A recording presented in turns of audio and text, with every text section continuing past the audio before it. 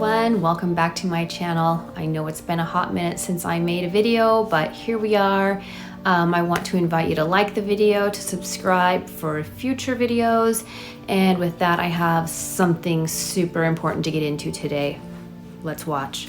I'm going to talk today about something that is extremely troubling to me, and I kind of have been putting this off for a while because I don't want it to come off the wrong way. I don't want it to be off-putting, but I want it to be very straightforward, very honest, and I want there to be people who are receptive to hearing what I have to say. So I want to start off first of all with a few numbers, and then I want to get into what I want to talk about. My audience as of right now consists of approximately 21,400 people, okay? Of that audience, 14% of you are male followers. That means there's approximately 2,996 men following my platform as of today. The remaining 86% are women, and that leaves me with about 18,404 female followers. Okay, here's where my concern comes in. If you've been following me for a while, you'll know that once in a while I will do audience polls. I like to get a feel for what people are thinking and feeling, for the questions that they have, for the type of audience that I have, so that I can continue to put content out that is relevant to my audience, and that hopefully you will engage in and you can learn from and find interesting and share with your friends, your family, etc. All the things that we as influencers or educators want to do, okay? So a couple of weeks ago, I polled you and I asked if any of you had been alienated from your children.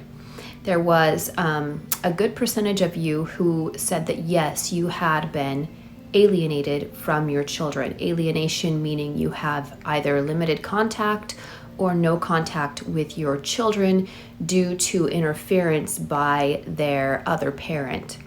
Okay, so I polled you and I asked, and yes, you several of you had said that you had been alienated from your children, and here is where my really big concern comes up, is that, like I just shared, 86% of you are female followers, the remaining 14% are male followers. Now, the conclusion of this poll that I ran told me that 14% of the women in my audience had been alienated from their children, with a huge margin, 86%, it's just opposite of my following, were men who reported they have been alienated by an ex-wife or an ex-partner, someone they have a child with and now are no longer able to be part of that child's life.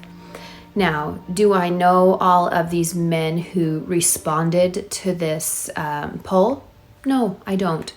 Could they be a narcissist who is projecting that onto their ex? Sure, they could. Let's be fair. I don't know them. They could. Am I going to say that all of them are? I think that would be really highly irresponsible, where 86% of them said they have been alienated. Okay, so here's my deal, ladies. We got to do a better job. I mean, I don't want to see women alienated from their children either.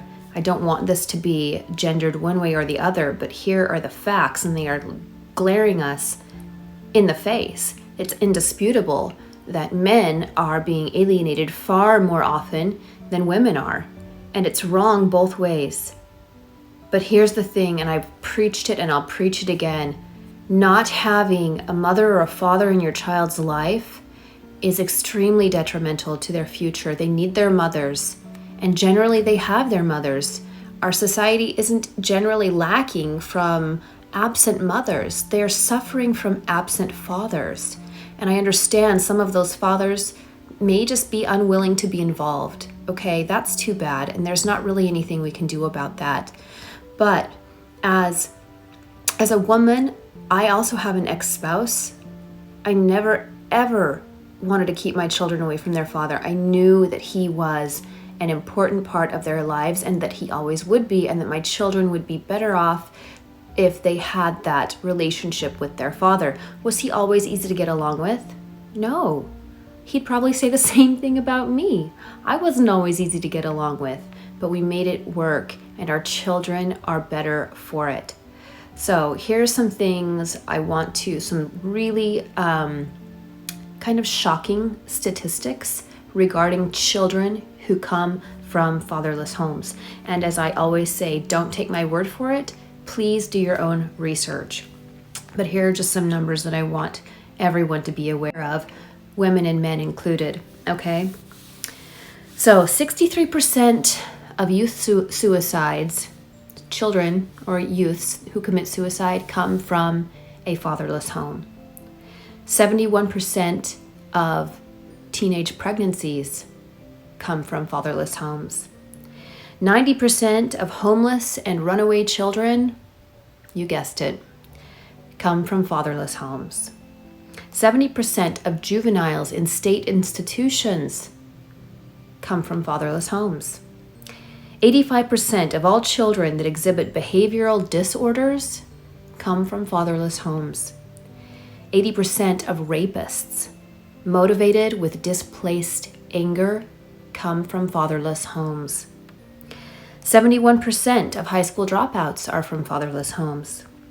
75% of adolescents in chemical rehab centers, children who are already trying to overcome addiction, come from fatherless homes. And 85% of all youth incarcerated in our prison system come from fatherless homes. I cannot stress enough that this is an epidemic. It is so important that your children foster a relationship with both their mother and their father. It will highly, highly impact their future, their success, how happy they are, their relationships. Everything will be impacted by these fundamental familial relationships. Now, what can you do if you do have that ex that just doesn't want to be involved? There's not much you can do, but I would encourage you to find a family member, a church member that maybe you trust, someone in your circle whom you trust with your child, to be a mentor and to be that masculine father figure in their life. Okay, I hope this was received how it was intended to be received. I hope you all learned something. I hope that perhaps if your children have strained relationships with their mother or father now, you can begin helping them to mend that, finding a way, finding a liaison or a go-between that you can start working these issues out for the betterment of your children, for the betterment of their future families, for the betterment of our world. Okay, you guys, I love you guys and thank you for listening.